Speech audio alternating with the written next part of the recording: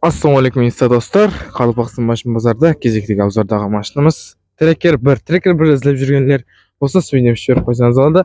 Пробеглері 73 мың болған екен. Краска жағдайлар пятно бар ма? Пятно жоқ, таза.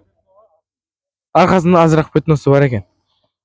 Сондай Трекер 1 іздеп жүрген болса, позициялары автомат коробка болады, чехол бөліктері басылған. 2019 жыл. Арқа орындықтары сондай. Балон жағдайлары орташа жағдайда тұрған екен. Машинада пропан бар, арқасында пропанлардан басылған. 2019 83 мың пробег. Балон жағдайы нормальный, краска азырақ пятносы бар екен. Бағасы қанша айтып отырсыз? 155 миллион сом айтып отыр екен. Қатып қалған баға ма, я келісіп бересіз ба? Келісіп береміз дейді. Телефон номер айтшы. 91-ден 304 1148.